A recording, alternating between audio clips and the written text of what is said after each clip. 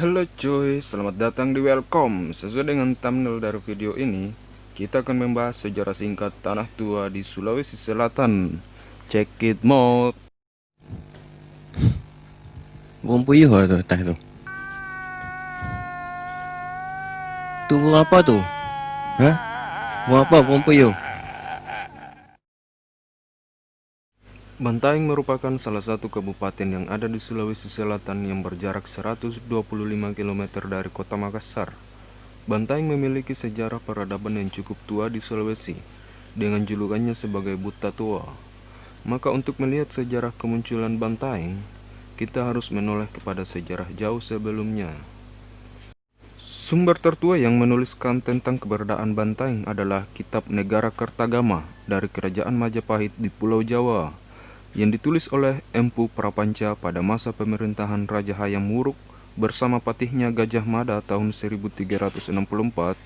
Pada kitab itu ditemukan kata Bantayan yang ditafsirkan sebagai Bantaeng. Dalam kitab itu disebutkan daerah taklukan Kerajaan Majapahit di Sulawesi, antaranya Bantayan, Luwuk, Udamakat Raya, Makassar, Butun, Banggawi, Kunir, Selaya, Solot. Nama Bantaeng sudah disebut-sebut sebagai salah satu sasaran untuk memperluas hubungan pemerintah dan perniagaan Majapahit. Berdasarkan bukti autentik tersebut, maka ditetapkan hari jadi Bantaeng pada tanggal 7 Desember 1254. Penetapan tahun 1254 diambil dari masa pemerintahan Kartanegara Raja Singosari. Bulan 12 menunjukkan sistem Hadat 12, terdiri dari perwakilan rakyat melalui unsur Jannang atau kepala kampung sebagai anggotanya, yang secara demokratis menetapkan kebijaksanaan pemerintah bersama Karaeng Bantaeng. Sementara itu, tanggal 7 merupakan simbolik dari Balak Tujua di Onto dan Tau Tujua yang memerintah di Bantaeng pada masa lalu, yaitu Kare Onto, Bisampoe, Sinoa, Gantarang Keke, Mamampang, Katapang, dan Lawi-Lawi. Jadi, bisa dikatakan bahwa cikal bakal munculnya Bantaeng bermula dari komunitas masyarakat Onto yang telah memiliki sejarah tersendiri. Dikisahkan bahwa dulunya daerah Bantaeng masih berupa lautan. Hanya beberapa tempat tertentu saja yang berupa daratan, yaitu daerah Onto dan beberapa daerah di sekitarnya seperti Sinoa, Bisampole, Gantarang Keke, Mamapang, Katapang, dan Lawi-Lawi. Ngomong-ngomong, kepala kaum di Onto ini bergelar Rampang yang digantikan oleh Karaeng Loeri Onto. Setelah wafat, beliau pun digantikan oleh Punta Dolangang dengan gelar Dala Onto yang kemudian dilantik sebagai raja pertama di Bantaeng. Masing-masing daerah ini memiliki pemimpin sendiri-sendiri yang disebut dengan kare yang semuanya ada 7 orang.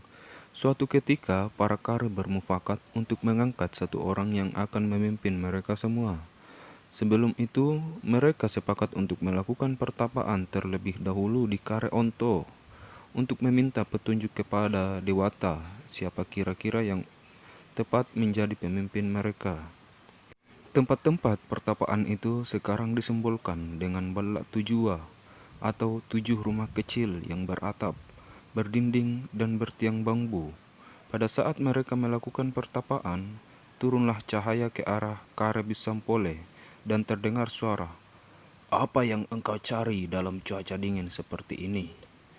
Lalu, Kare Bisampole menjelaskan maksud kedatangannya untuk mencari orang yang tepat memimpin mereka semua, agar tidak lagi terpisah-pisah. Lalu, suara itu kembali terdengar. "Besok datanglah ke suatu tempat permandian yang terbuat dari bambu." I love you, babe. I love you. Dah apaan tuh tadi? Oke, lanjut. Keesokan harinya mereka mencari dan menemukan tempat yang dimaksud di daerah Onto. Di tempat itu mereka menjumpai seorang laki-laki sedang mandi. Lelaki itu tidak diketahui nama dan asal-usulnya sehingga dia disebut dengan Tomanurunga Rionto. Lalu ketujuh kare menyampaikan tujuannya untuk mencari pemimpin sekaligus meminta Tomanurung untuk memimpin mereka. Tomanurung menyatakan kesediaannya ditandai dengan kontrak sosial atau perjanjian di antara mereka. Maka jadilah Tomanurung Rionto ini sebagai raja bagi mereka semua. Pada saat ia memandang ke segala penjuru, maka daerah yang tadinya laut berubah menjadi daratan. Wow! Tomanurung ini lalu menikah dengan gadis Onto yang dijuluki Dampang Onto. Setelah itu mereka berangkat ke arah yang sekarang disebut Gamacaya. Di satu tempat mereka bernaung di bawah pohon, lalu bertanyalah Tomanurung perihal nama pohon yang mereka tempati untuk berteduh. Dijawab oleh Karbi Sempoleh bahwa itu adalah pohon taeng. Sambil memandang ke arah 6 kar yang lain, serentak ke 6 kar yang lain menyatakan ba. Dari sinilah kemudian muncul kata bantaeng. Jadi itulah sejarah singkat terbentuknya Buta Tua ini ya coy. So sekian dan terima kasih, jangan lupa like dan subscribe-nya.